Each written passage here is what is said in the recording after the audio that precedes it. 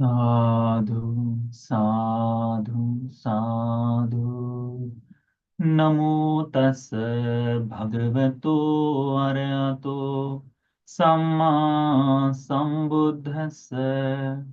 नमो तस् भगवतो अरहतो सम्मा सम्बुद्धस्स। नमो तस् भगवतो अरहतो सम्मा संबुद्धस्स। साधु साधु साधु। हमारे पूजनीय कल्याण मित्र गुरु भक्ति जी के चरणों में सादर प्रणाम। साधु साधु साधु। श्रद्धावान उपासक उपासिकागण, हम लोग आज अष्टमी के दिन उपोषद को धारण करके सील संपन्न होकर यहाँ आए हैं। प्रति सप्ताह के भांति हम लोग धर्म के एक एक बिंदुओं पर, एक एक अंश पर धर्म की चर्चा कर रहे हैं। सूत्रों को पढ़कर उस सूत्रों का अर्थ समझते हुए इस सूत्रों को हम बोध कर पाए, इसके लिए हम लोग यह अभ्यास कर रहे हैं। यह अभ्यास संयुक्त निकाय की पुस्तिका में से है। तो आज हम लोग संयुक्त निकाय में से नंदन वर्ग में से यह 7वां सूत्र, इस सूत्र का नाम है दुक्कर सूत्र। दुक्कर यानी दुष्कर, कठिन। ठीक है, कठिनाई के बारे में जो भगवान ने उपदेश दिया है, इस उपदेश के बारे में यह सूत्र है। यह सूत्र भी श्रावस्ती में ही भगवान बुद्ध जी ने किसी देवता के साथ चर्चा स्वरूप में संभाषण में दिया है। बड़ी अद्भुत बात है, आज जैसे हम लोग काम करते हैं वैसे ही अतीत में भी हुआ करता था। आप देखिए, कई बार कोई उपासक हो या उपासिका हो, किसी किसी कारणवश बुद्ध विहार में चले जाकर, भक्ति जी आज हम इधर ही आए थे और आपसे मिलने आ गए करके बात करते हैं। बात करके थोड़ी सी बात पर चर्चा करते हैं, यानी एक प्रश्न पूछ ले, दो प्रश्न पूछ ले और कहते भक्ति इतना पर्याप्त है, हम पुनः आएंगे। उसमें धर्म की चर्चा उतनी ही है, इसीलिए इतनी ही, व्यर्थ की बात अधिक। बुद्ध के समय ऐसा नहीं होता था। बुद्ध के समय में धर्म की चर्चा जितनी हो जाए उतनी ही, और देवता आनंदित हो जाते थे। तो ये सूत्र जो है, ये संयुक्त निकाय के सगात वर्ग में आने वाले छोटे छोटे सूत्र हमें बहुत सा धर्म का ज्ञान हमें उपलब्ध कराते हैं। बहुत सी चीजें छोटी मात्रा में क्यों ना हो, परंतु धर्म का बोध करने के लिए हमें बड़ी लाभदायी हो सकती है। इसीलिए हम इन सूत्रों को सीखते हैं। ये सूत्र भगवान बुद्ध जी ने श्रावस्ती में किसी एक देवता को उपदेशित दिया था। भगवान बुद्ध जी जब जेतवनाराम में अनाथ पिंड के द्वारा दान दिए गए विहार में विराजमान थे, ऐसे समय में कोई देवता अपने दिव्य प्रकाश से संपूर्ण जेतवन को आलोकित करते हुए आया, भगवान को आकर नमन किया और एक और खड़ा हो गया। एक और खड़ा हुआ यह देवता भगवान को मारिस कर पुकार के भगवान को यह गाथाएं कहता है वह देवता, दुक्करं दुत्ति तिखं च अव्यक्तेन च सामन्यं बहु ही तत्थ संबाधा यत्थ बालो विसीदतीति। क्या कहता है वह भगवान? जो सहनशील नहीं है, ठीक है, ऐसा मूर्ख व्यक्ति, ऐसे मूर्ख व्यक्ति के लिए उसका प्रवज्जित का जीवन यानी भिक्षु जीवन बड़ा कठिन हो जाता है। क्या कहा है भगवान ने? जो सहनशील नहीं है और मूर्ख है, ऐसा मूर्ख व्यक्ति यदि प्रवज्जित का जीवन जीता है तो ये जीवन जीना उसके लिए कठिन हो जाता है। दुष्करम का मतलब होता है कठिन, दुष्कर, दुष्कर का मतलब होता है कठिन। तो भगवान कहते कठिन, देवता कहता है कठिन हो जाता है। ऐसे व्यक्ति के सामने बहुत सी बाधाएं आती है, बहुत सी बाधाएं आती है।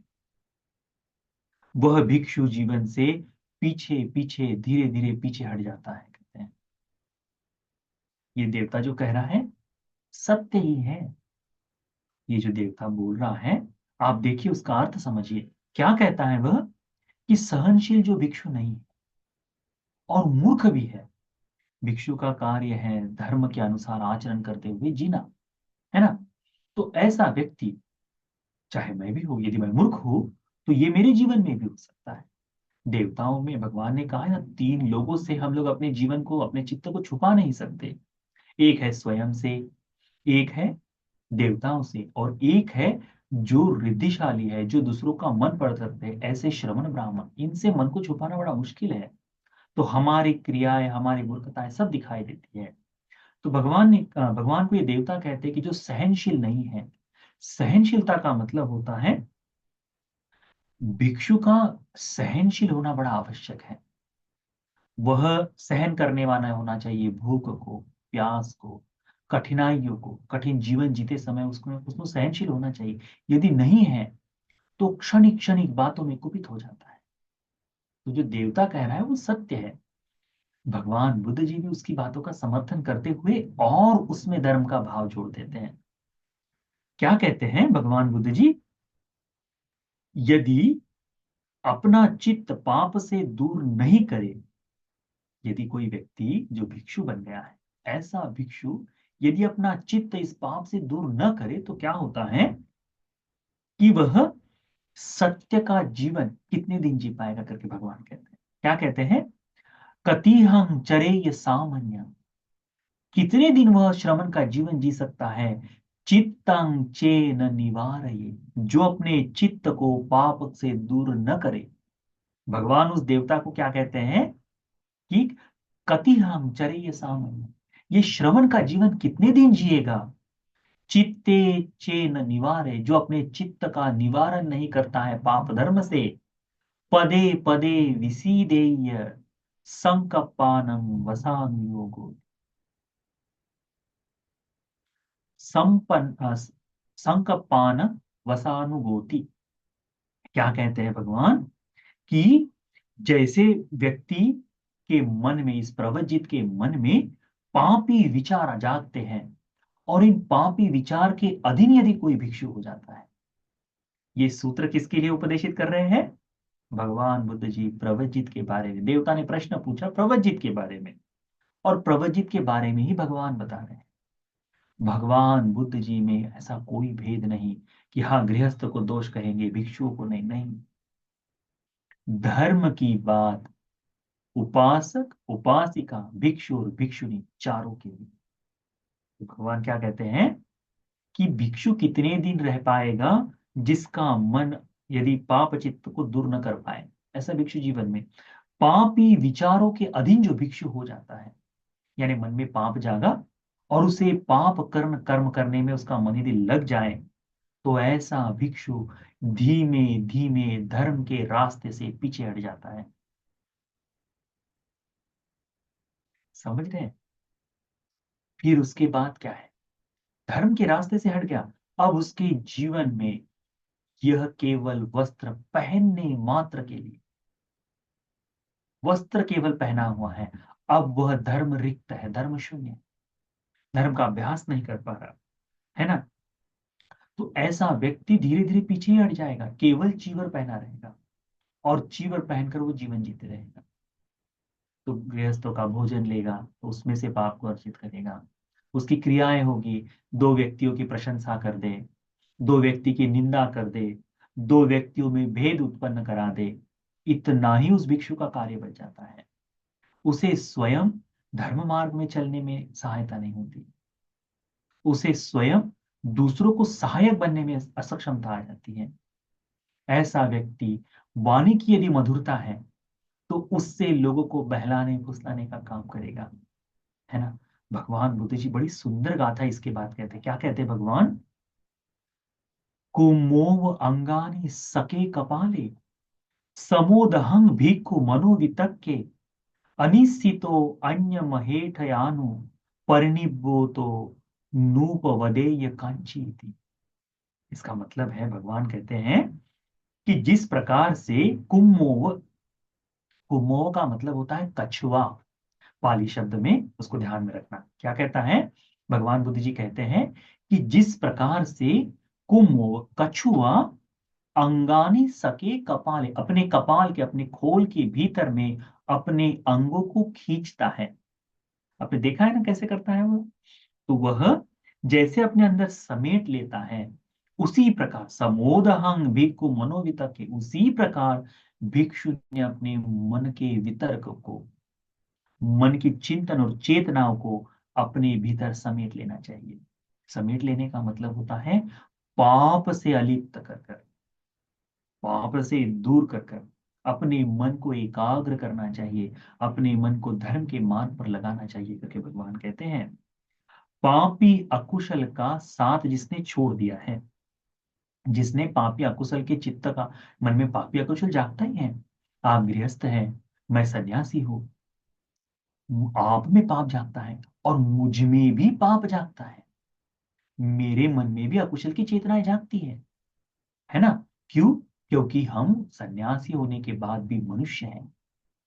भगवान बुद्ध जी कहते हैं कि ऐसा व्यक्ति जो श्रमण धर्म में आया है, वह यदि इस अकुशल का आश्रय छोड़ दे तो क्या होता है?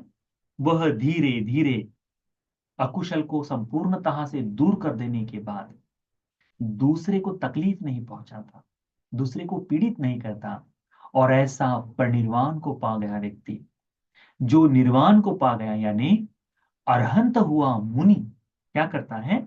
वह किसी की निंदा नहीं करता, वह किसी की निंदा नहीं करता।